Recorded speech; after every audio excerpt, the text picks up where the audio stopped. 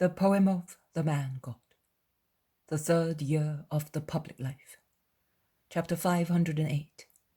The cure of the man born blind. 10th of October, 1946. Jesus goes out with his apostles and Joseph of Sepphoris, turning his steps towards the synagogue. The clear, limpid day makes people glad, like a promise of springtime after windy, cloudy winter days.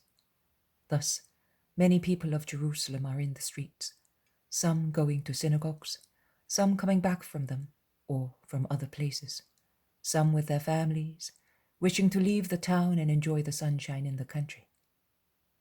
From Herod's gate, which is visible from the house of Joseph of Sepphoris, one can see people go out to enjoy themselves. Beyond the walls, in the open, a plunge into the green vegetation, into the free open space, away from the narrow streets between high buildings.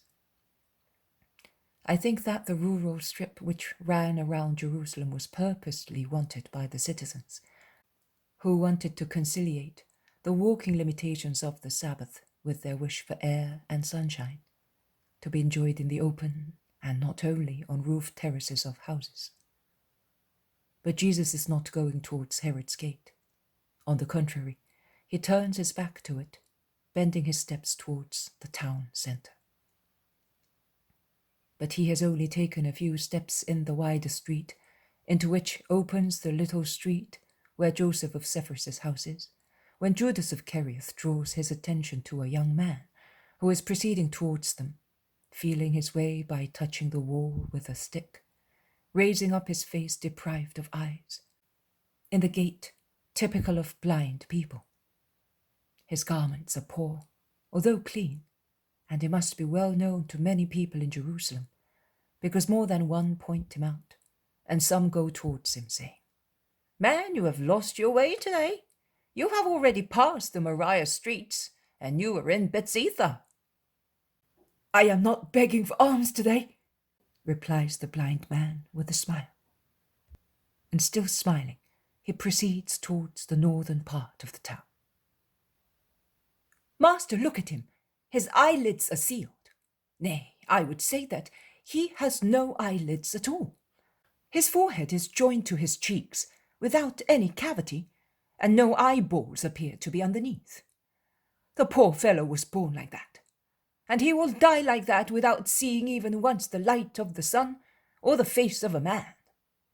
Now tell me, master, he has certainly sinned to be punished so severely, but if he was born blind, as he definitely was, can he have sinned before being born? Perhaps his parents committed sin, and God punished them by allowing him to be born thus." Also the other apostles and Isaac and Marciam press round the master to hear his reply. And two well-to-do men of Jerusalem, who were a little behind the blind man, quicken their paces, hastening towards Jesus, as if they were attracted by the height of the master, who towers above the crowd. There is also Joseph of Arimathea, who remains at a distance, and leaning against a main door, raised on two steps, he looks around, watching all the faces. Jesus replies, and his words are clearly heard in the silence which has been created. "Neither he nor his parents have sinned more than any man sins. And perhaps they have sinned less, because poverty often refrains from sin. But he was born thus, so that once again the power and works of God may be revealed through him. I am the light which has come to the world, so that those of the world who have forgotten God, or have lost his spiritual image, may see and remember him. And those who seek God, or already belong to him, may be confirmed in their faith and love. The Father sent me that I may complete the knowledge of God in Israel and in the world, in the time still granted to Israel. I, therefore, must accomplish the work of him who sent me, testifying that I can do what he can, because I am one with him. And the world may know and see that the Son is not different to the Father, and may believe in me for what I am. Later the night will come when it will no longer be possible to work, and it will be dark. And those who have not engraved in themselves my sign and their faith in me will no longer be able to do so in the darkness, confusion, sorrow, desolation, and ruin, which will overwhelm these places and astonish spirits with the orgasm of anguish. But as long as I am in the world, I am light and witness, word, way, and life, wisdom, power, and mercy. So go, meet the man born blind and bring him here to me. Will you go, Andrew? I want to stay here and see what the master does, replies Judas, pointing at the master, who has bent down on the dusty road, has spat on the ground, and with his finger is mixing the dust with the spittle, forming a pellet of mud. While Andrew, who is always obliging, goes to get the blind man who is about to turn into the narrow street where the house of Joseph of Sephris is. Jesus spreads the mud on both forefingers and remains thus, with his hands raised, as priests hold them at Holy Mass, at the Gospel or at the Epistle. Judas withdraws from his place, saying to Matthew and Peter, "Since you are not very tall, come here and you will see better." And he stands at the back, almost concealed by the sons of Alphaeus and by Bartholomew, who are tall. Andrew comes back, holding by the hand the blind man who is anxiously repeating, "I don't want money. Let me go. I know where the man named Jesus is, and I am going to ask." "This is Jesus. He is here, in front of you," says Andrew, stopping in front of the master. Jesus, contrary to his usual habit, does not ask the man anything.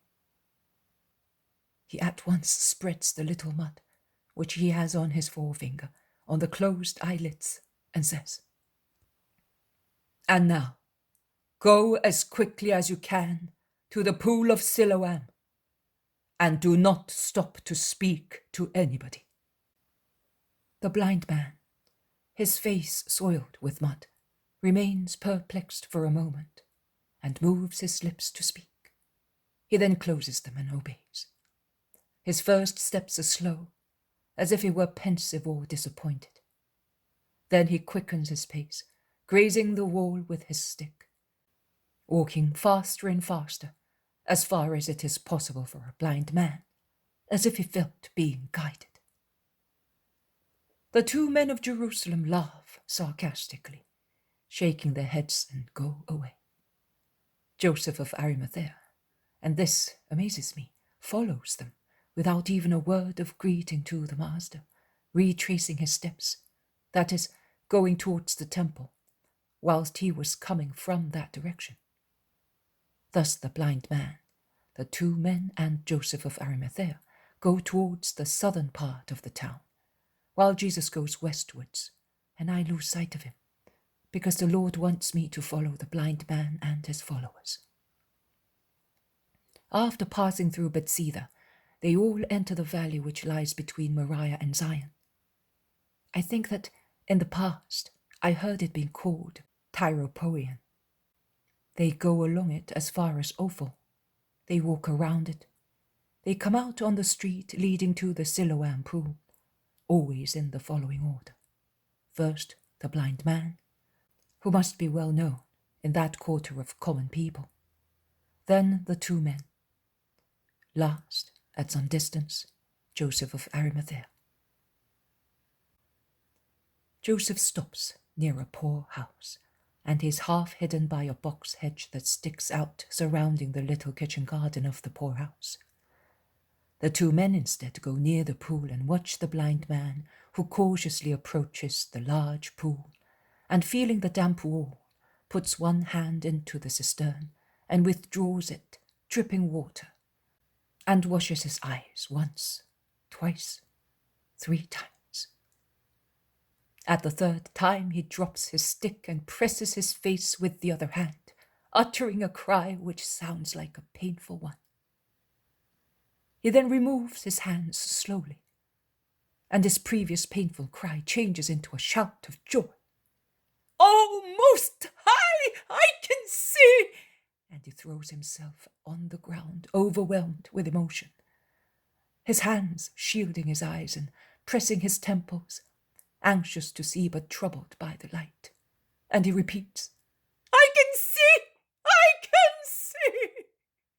So this is the earth, and this is the light.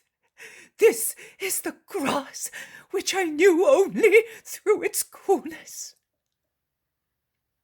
He stands up and stoops, like one carrying a weight, his weight of joy. He goes to the stream of the overflowing water and looks at it, flowing brightly and joyfully, and he whispers, "And this is the water. There you are. That's how I felt it with my fingers." He dips his hand into it. It is cold and cannot be held, but I did not know you. Ah, beautiful, beautiful. How beautiful everything is. He looks up and sees a tree. He approaches it, touches it, stretches out a hand, draws a little branch to himself, looks at it and laughs, laughs.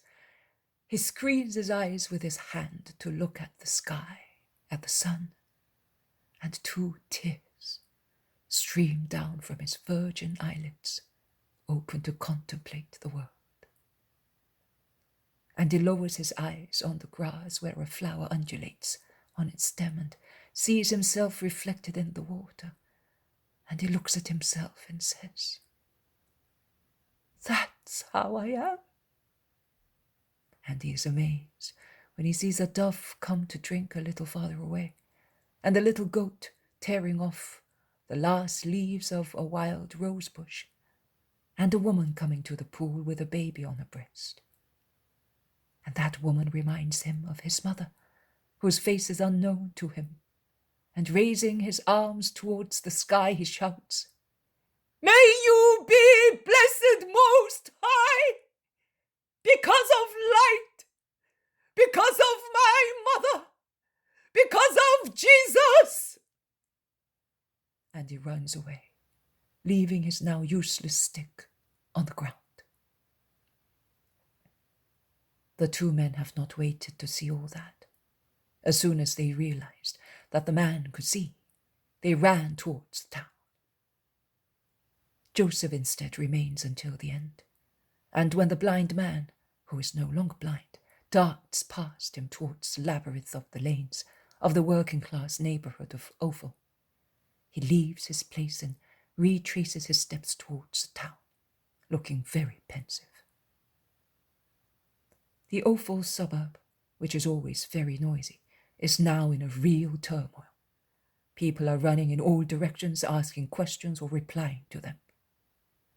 "You may have mistaken him for somebody else." "No, I am sure. I spoke to him saying, 'But is it really you, Sidonia, nicknamed Bartholomew?' And he replied, 'It's me.' I wanted to ask him how it happened, but he ran away." "Where is he now?" "He's certainly with his mother." "Who has seen him?" asked some people who have just arrived. I did, reply many. "But how did it happen?" "I saw him running without his stick, with 2 eyes in his face, and I said, 'Look, Bartholomew would be like that if—'" I tell you that I am still trembling. He came in shouting, "Mother, I see you!" A great joy for his parents. He will now be able to help his father and earn his food." That poor woman! She was so overwhelmed with joy that she was not feeling well. "Oh, there is one thing. I have gone to ask for some salt, and let us go and hear the man himself." Joseph of Arimathea is caught in the uproar, and I do not know whether out of curiosity or spirit of imitation, he follows the crowd and ends up in a blind alley, which would lead to the Kidron if it continued. The people crowd there, overcoming with their voices the rustling noise of the water of the torrent, swollen with the autumn rains. And Joseph arrives there, when, from another lane joining with this one, the two men previously mentioned come with three more, a scribe, a priest, and another one whom I cannot identify by his garments. They elbow their way through the crowds arrogantly, and they try to enter the house crammed with people. The house consists of a large kitchen as black as tar, with a corner cut off by a rustic wooden partition, beyond which there is a couch and a door opening into another room with a bigger bed.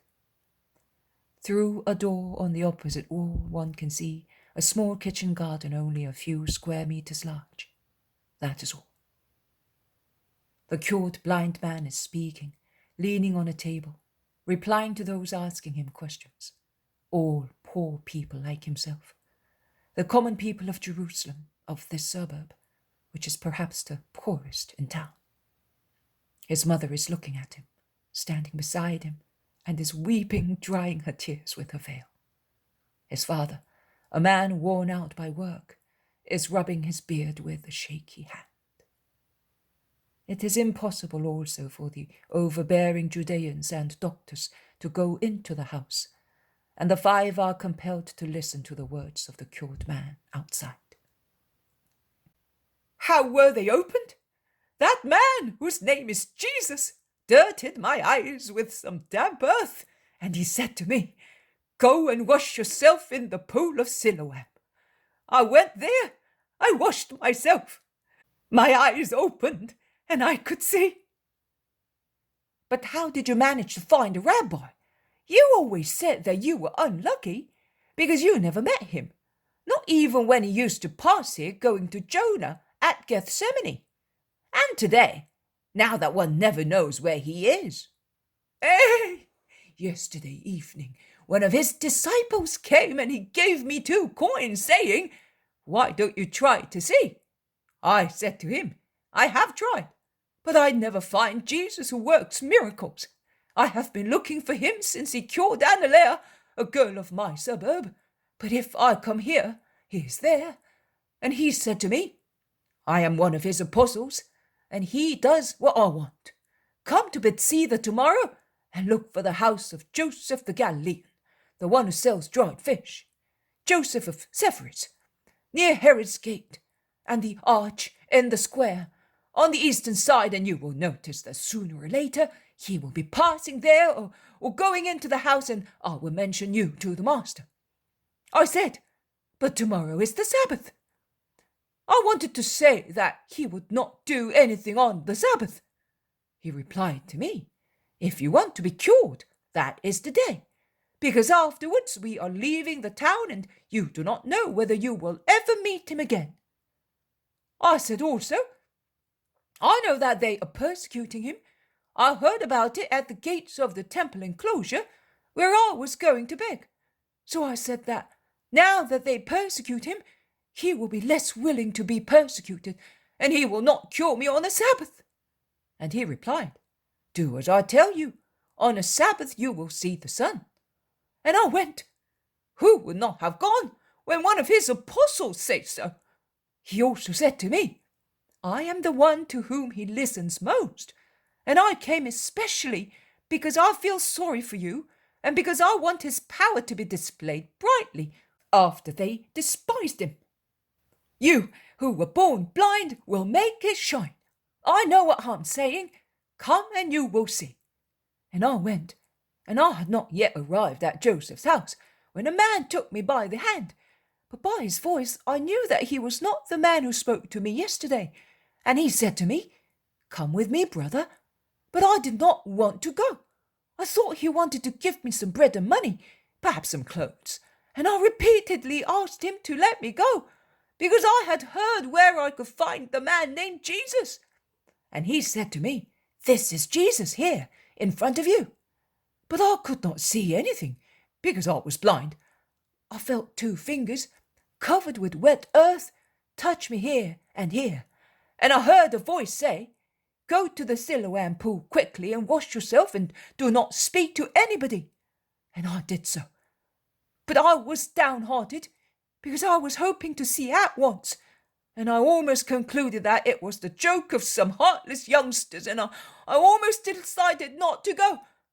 But I heard a kind of a voice within me say, "Hope and obey." So I went to the pool and I washed myself, and I could see.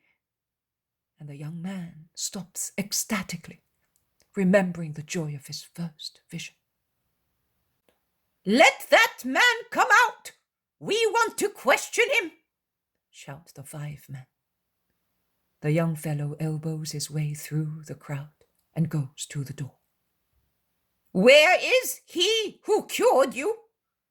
"I don't know," replies the youth, to whom a friend whispered, "They are scribes and priests." "What do you mean you do not know? You were saying just now that you knew. Do not lie to the doctors of the law and to the priest. Woe to those who try to deceive the magistrates of the people." "I am not deceiving anybody. That disciple said to me, 'He is in that house,' and it was true, because I was near it when I was taken by the hand and led to him. But I don't know where he is now. The disciple told me that they were going away. He may be already outside the gates."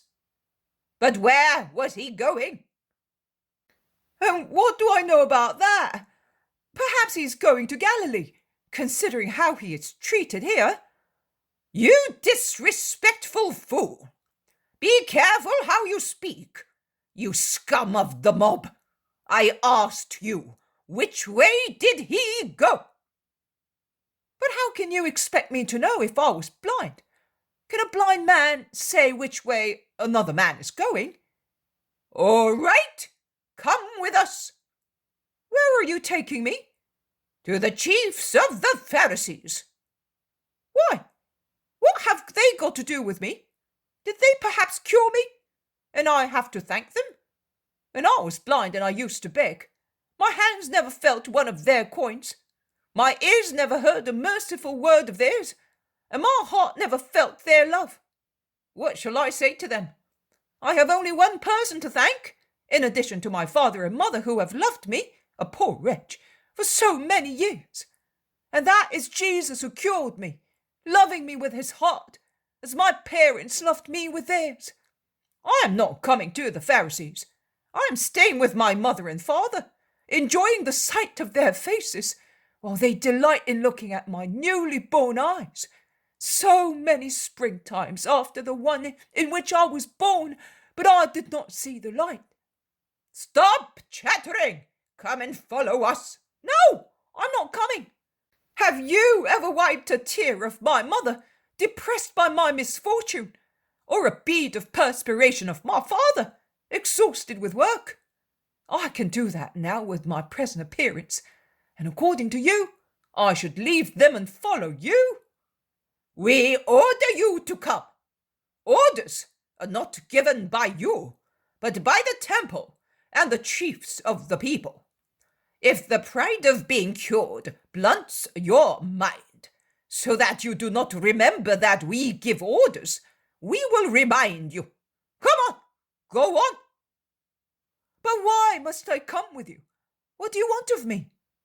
"We want to give evidence of the fact. This is the Sabbath. The deed was accomplished on the Sabbath. It is to be recorded as a sin of yours and of that Satan." "You are Satan's. You are sinners. And I should come and testify against him who helped me? You must be drunk. I will come to the temple to bless the Lord, but not more than that." I have been in the darkness of blindness for many years, but my closed eyelids obscured only my eyes. My intellect has seen the light just the same, by the grace of God, and it tells me that I must not harm the only Holy One in Israel. Man, that's enough. Don't you know that there are punishments for those who oppose the magistrates? I know nothing. I am here, and I'm staying here. And you had better not injure me. You can see that the whole of Ophel is on my side. Yes, leave him alone, jackals. He is protected by God. Don't touch him. God is with the poor. God is with us, you profiteers and hypocrites. The crowd shouts and threatens in one of those spontaneous popular demonstrations which are the outbreak of indignation of humble people against their oppressors, or the explosion of love for their protectors. And they cry out, "Woe betide you if you injure our Saviour, the friend of the poor, the 3 times holy Messiah. Woe to you! We were not afraid of the wrath of Herod or of the chiefs when we wanted. We're not afraid of yours, you old toothless hyenas, you jackals with blunt claws, you useless overbearing fellows. Rome does not want tumults and does not oppress the rabbi because he is peaceful. But Rome knows you. Go away. Away from the quarters of those whom you oppress with tithes exceeding their means, in order to have money and satisfy your hunger for pleasure and accomplish disgraceful negotiations. You are the descendants of Jason, the descendants of Simon, the torturers of the true Eleazar, the holy Oniases, you despisers of the prophets. Go away! The tumult becomes fiercer and fiercer. Joseph of Arimathea, who is crushed against a little wall, and so far has been a diligent but passive spectator of the events, climbs on the little wall with agility unforeseeable in an old man, and what is more, muffled in garments and a wide mantle, and standing on the wall he shouts, "Silence, citizens, and listen to Joseph the elder." 1, 2, 10 heads turn round in the direction of the cry. They see Joseph. They shout his name. The Arimathean must be well known and must stand high in the people's favour, because the cries of indignation turn into shouts of joy. "Joseph the elder is here! Long live Joseph! Peace and long life to the just man! Peace and blessings to the benefactor of the poor! Silence! Joseph is going to speak! Silence!" The crowd becomes silent with some difficulty, and for some moments the rustling of the Kidron can be heard beyond the lane. Everyone is now looking at Joseph, as they have all forgotten what made them look in the opposite direction. The 5 wretched, improvident men who gave rise to the uproar. "Citizens of Jerusalem, men of Ophel, why are you allowing yourselves to be blinded with suspicion and anger? Why lack respect and infringe the customs, since you have always been so faithful to the laws of our ancestors? What are you afraid of? Do you perhaps fear the temple is a Molech who does not give back what he receives? Are you afraid that your judges are all blind, blinder than your friend, blind in their hearts and deaf to justice? Is it not our custom that prodigious events are testified, written, and kept by those who are responsible for the chronicles of Israel? so. Also to honor the rabbi whom you love. Let the miraculously cured man go up to the temple to give evidence of the work he accomplished. Are you still hesitant?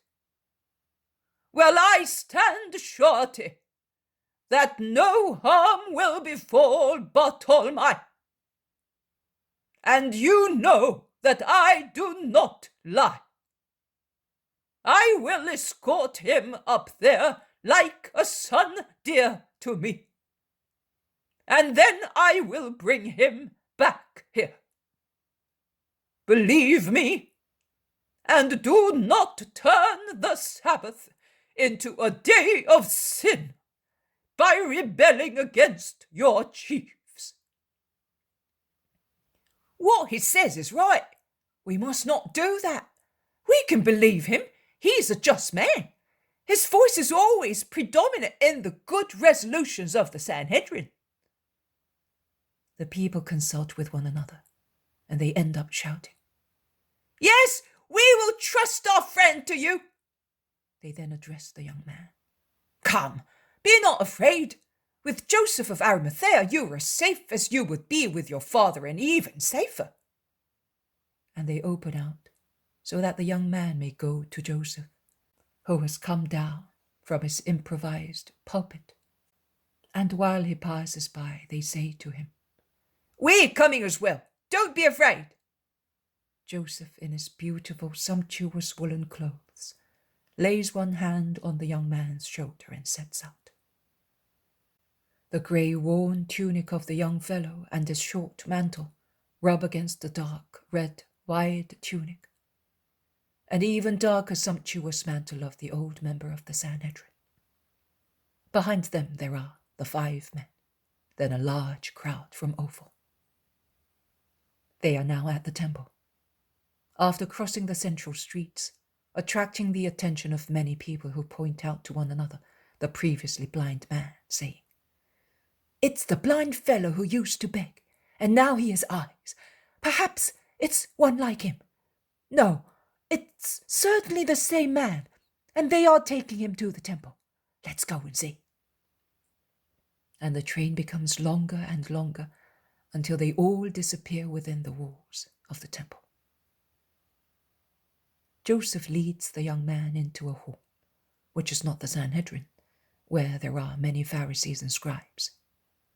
Joseph goes in with Bartolomei, and the 5 men follow them. The common people of Ophel are pushed back into the court. "This is the man.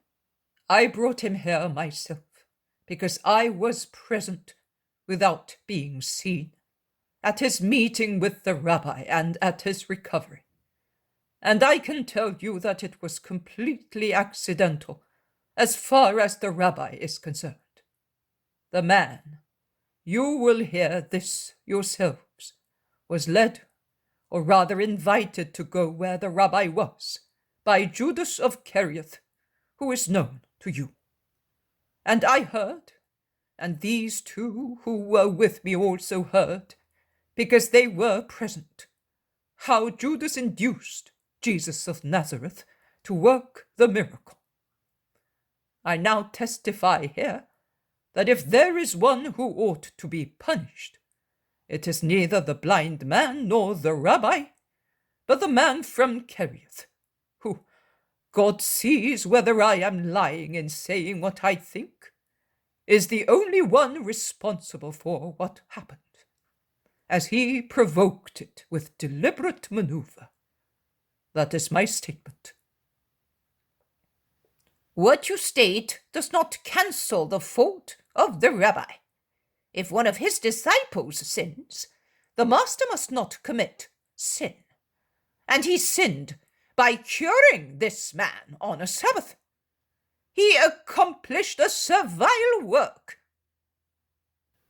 To spit on the ground is not a servile work, and to touch the eyes of another person is not a servile work either. I am touching the man as well, but I do not think that I am committing a sin. He worked a miracle on the Sabbath. That's why he sinned. To honor the Sabbath by means of a miracle is a grace of God and a sign of his bounty. It is his day. Can the Almighty not celebrate it with a miracle that makes his power shine brightly? We are not here to listen to you. You are not accused. We want to question that man. It's for you to reply. How did you get your eyesight? I have explained that, and these people heard me. The disciple of that Jesus said to me yesterday, "Come and I will have you cured." And I came, and I felt some mud being put here, and I heard a voice say to me to go to the Siloam pool and wash myself. And I did it, and now I see. But do you know who cured you? Of course I do. Jesus, I told you. But do you know exactly who Jesus is? I know nothing. I am poor and ignorant, and up to a short time ago I was blind. I know that, and I know that he cured me. And if he was able to do that, God is certainly with him. Don't blaspheme! God cannot be with those who do not keep the Sabbath, shouts some. But Joseph and the Pharisee Eleazar, John and Joachim remark, "Neither can a sinner work such prodigies.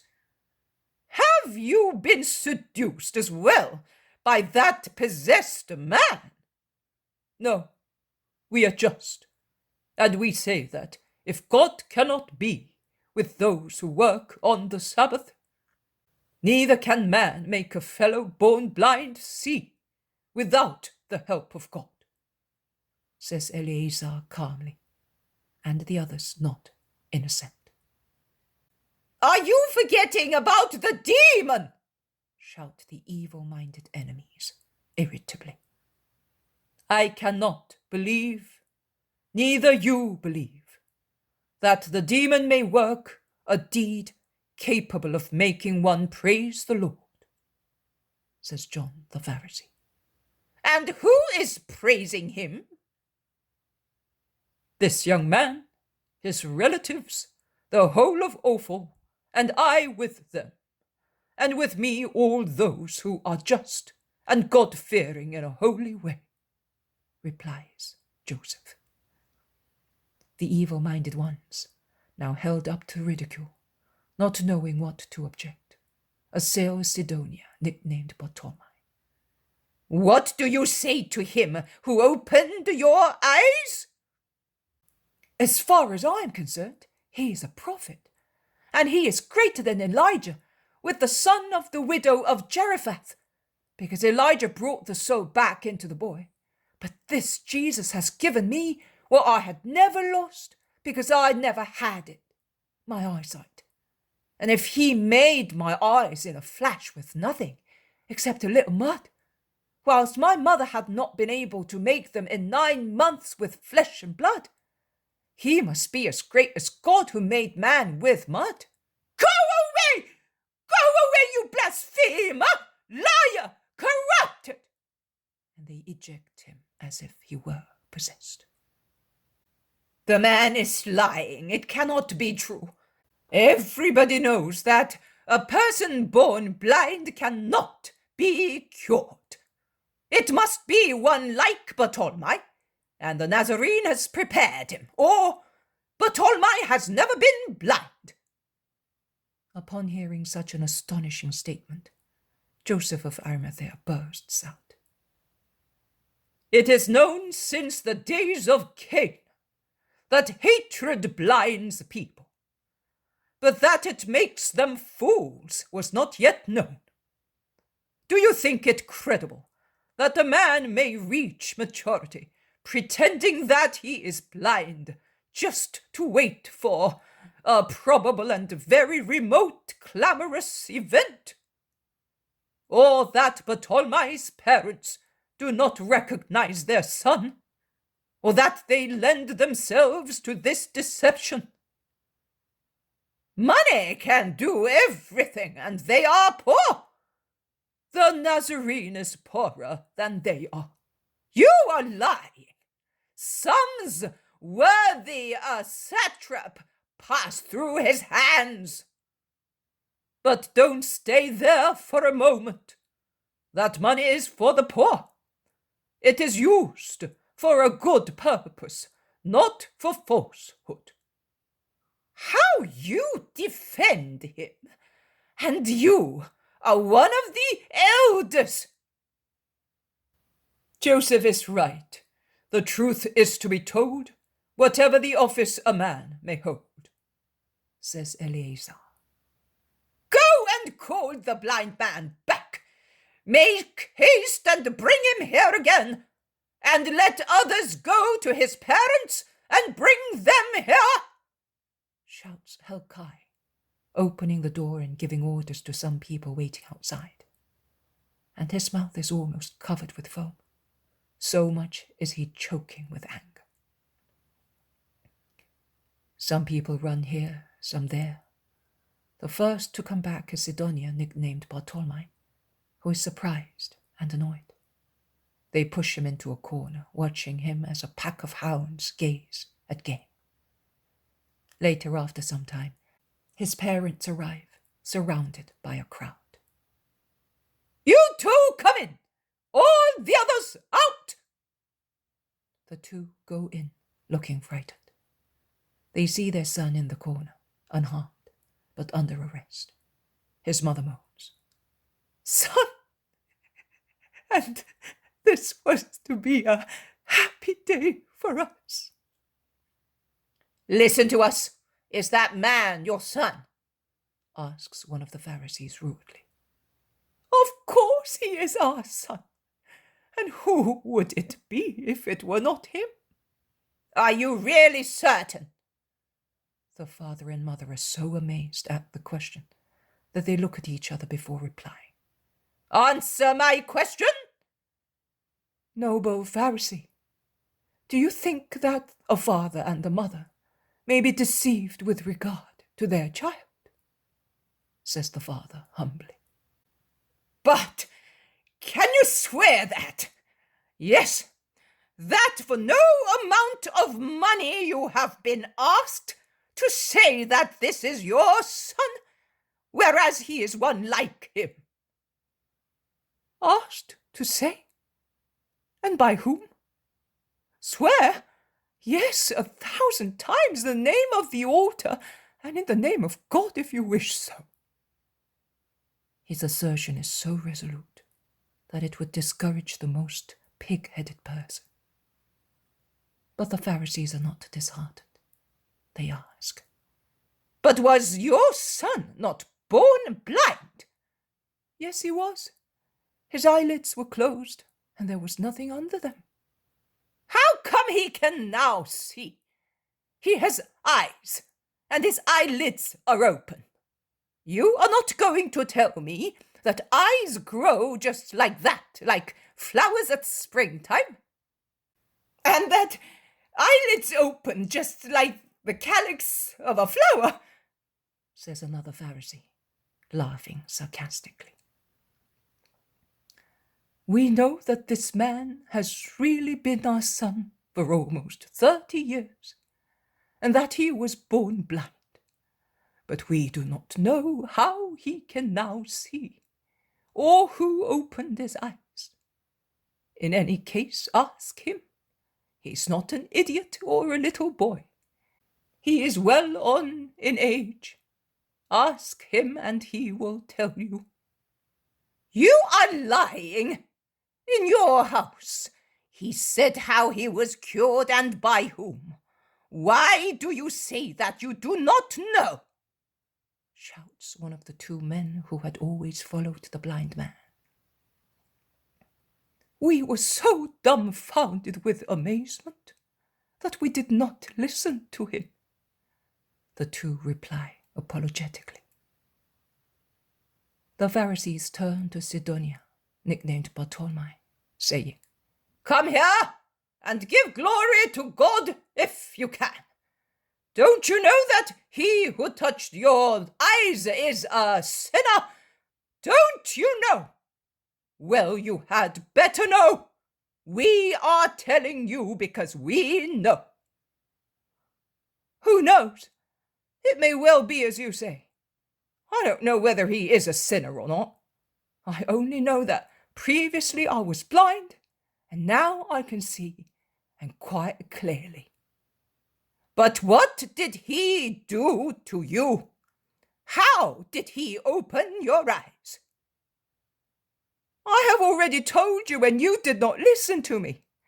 Now you want to hear it all over again? Why, do you want to become his disciples? Fool! You can be the disciple of that man.